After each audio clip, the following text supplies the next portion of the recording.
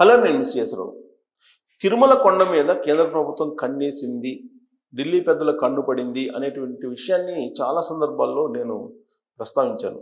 అనేక వీడియోలు కూడా చేశాను. బహుశా చాలామంది ఇది గాసిప్ న్యూస్, ఇది సాధ్యం కాదు, ఇలాంటి న్యూస్ ఎందుకు చేస్తున్నారు అని ప్రశ్నించినటువంటి వాళ్ళు, అడిగినటువంటి వాళ్ళు కూడా ఉన్నారు.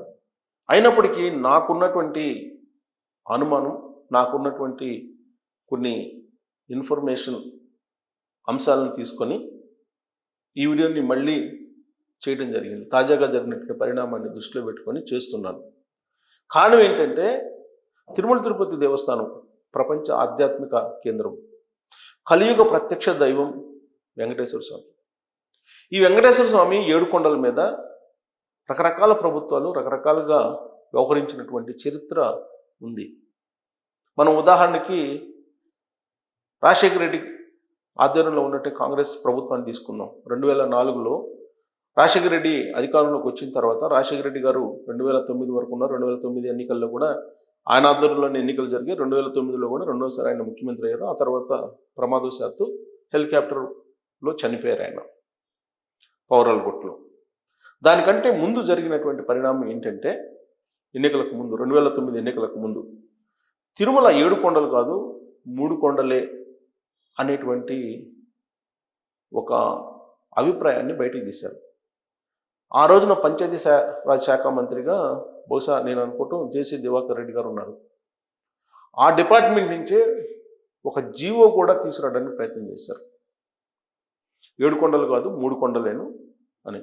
అంటే 3 కొండలను డివైడ్ చేసి మిగతా 5 కొండల్ని ఏం చేద్దామని చెప్పి అనేటువంటి ప్రశ్న వేసుకుంటే, ఒక అద్భుతమైనటువంటి చర్చిని, ప్రార్థనా మందిరాన్ని అక్కడ కట్టాలి, జెరూసలం లాగా దాన్ని తయారు చేయాలి అనేటువంటి ఒక ప్రమాదకరమైనటువంటి ఆలోచన చేశారనేది అప్పట్లో రాజకీయ వర్గాల్లో చాలా సీరియస్గా జరిగినటువంటి చర్చ.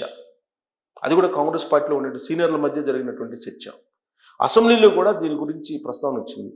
7 కొండలు కాదు 3 కొండలు అనే జీవో మీద కూడా. అలాంటి జీవో ఏం లేదు, అలాంటి ఆలోచన లేదు, ఇది కేవలం రాజకీయపరమైనటువంటి ప్రచారం అనేది అప్పట్లో అసెంబ్లీలో కాంగ్రెస్ పార్టీ ప్రభుత్వం ఇచ్చినటువంటి వివరణ. అయితే దానికి సంబంధించిన జీవో రహస్యంగా విడుదల చేశారనేది ఉంది. అది బయట పెట్టల ఆ తర్వాత వచ్చినటువంటి కాంగ్రెస్ పార్టీ ప్రభుత్వం కూడా.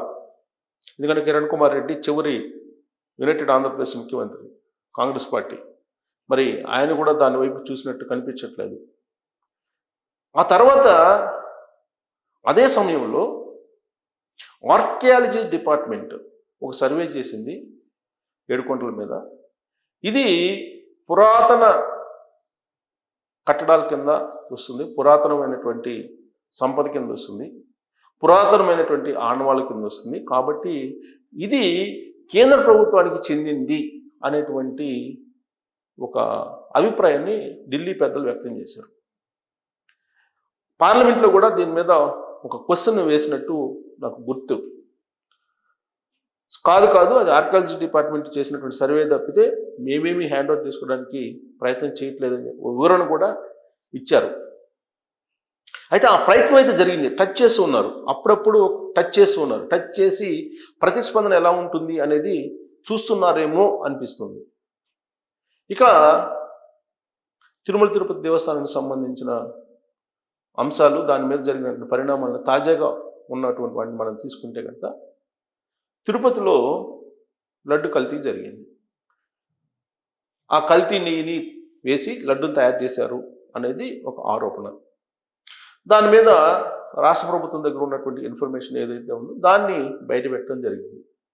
ఆ నెయ్యిలో కొవ్వు పదార్థాలు కలిసి ఉన్నాయి, అలాంటి దాంతో లడ్డును తయారు చేస్తున్నారు, కల్తీ జరిగింది అని చెప్పి బయటకు వచ్చింది న్యూస్.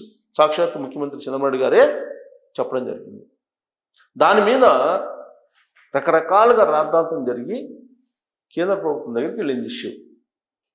కేంద్ర ప్రభుత్వం సిబిఐని ఎంక్వైరీకి ఆదేశించింది.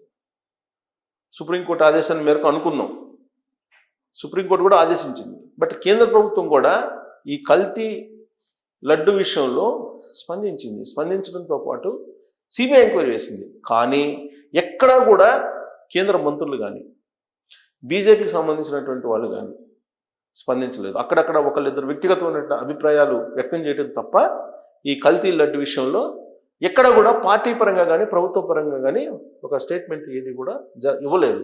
అది కల్తీ జరిగిందని లేదా జరగలేదని ఏది ఇవ్వలేదు.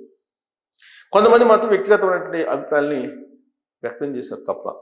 అయితే దాని మీద సిబిఐ ఎంక్వైరీ వేసింది. సిబిఐ ఎంక్వైరీ వేసి మొత్తం టోటల్గా కేంద్ర ప్రభుత్వం కోర్టులోకి ఆ వివాదాన్ని మలిచారు. ఇక తాజాగా జరిగినటువంటి తొక్కిసలాట వైకుంఠ ఏకాదశి సందర్భంగా జరిగినటువంటి దురదృష్టకరమైనటువంటి సంఘటన. ఆ తొక్కిసలాట మీద కూడా రకరకాల రాజకీయాలు నడిచాయి. చివరికి కేంద్రం దాని మీద జోక్యం చేసుకుంది. తొక్కిసలాటని విపత్తు కింద తీసుకుంది.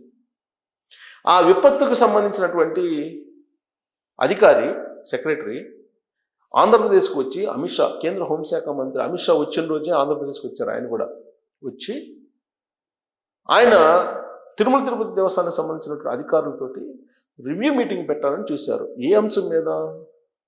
తిరుపతిలో జరిగినటువంటి తొక్కిసలాట మీద. అంటే కేంద్రం జోక్యం చేసుకునేటువంటి ప్రయత్నం చేస్తుంది అనే దానికి సంకేతం తాజాగా ఇది. అంతకుముందు అనేకం చెప్పాను నేను. తాజాగా జరిగినటువంటి సంఘటన ఇది.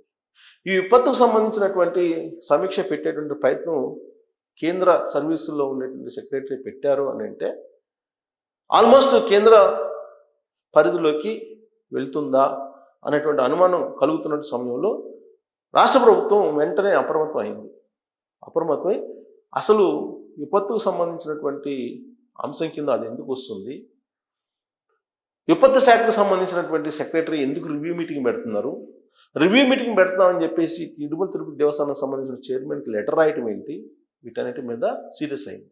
వెంటనే కేంద్ర హోంశాఖ మంత్రికి అలాగే కేంద్ర హోంశాఖను అలర్ట్ చేసింది, అప్రమత్తం చేసింది. దాంతో కేంద్ర హోంశాఖ వెంటనే రెస్పాండ్ అయ్యి ఆ లెటర్ను అయితే రద్దు చేసింది. కానీ లెటర్ అయితే అఫీషియల్గా రాశారు కదా. అంటే తిరుమల తిరుపతి దేవస్థానం మీద ఏదో ఒక రకంగా పెత్తనం చలాయించాలి, ఆధిపత్యం చలాయించాలి అనేటువంటి ఒక ప్రయత్నం తరచూ ఢిల్లీ నుంచి జరుగుతుంది. పార్టీ ఏదైనప్పటికీ అక్కడ ఢిల్లీ పీఠ మీద ఉన్న పార్టీ అటు కాంగ్రెస్ అయినా ఇటు బీజేపీ అయినా లేదా యూపీ అయినా లేదా ఎన్డీఏ అయినా అప్పుడప్పుడు టచ్ చేస్తూ ఉన్నారు, రియాక్షన్స్ చూస్తూ ఉన్నారు.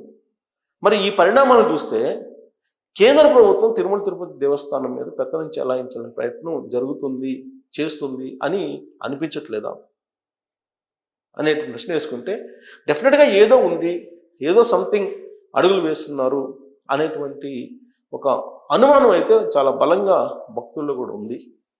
మరి తాజా పరిణామాలతో పాటు ఆర్కియాలజీ డిపార్ట్మెంట్ చేసిన సర్వే దగ్గర నుంచి అన్నీ తీసుకుంటే కేంద్రంలో ఉండేటువంటి అమిత్ షా కానీ లేదంటే నరేంద్ర మోడీ గారు కానీ లేదంటే ఎన్డీఏ ప్రభుత్వం పెద్దలు కానీ తిరుమల తిరుపతి దేవస్థానం మీద కన్నేసినట్ట లేదంటే ఇవి అనాలోచితంగా లేదంటే యాదృచ్ఛికంగా జరిగినటువంటి సంఘటనల కింద మనం తీసుకోవాలా అనే దాని మీద కామెంట్ రూపంలో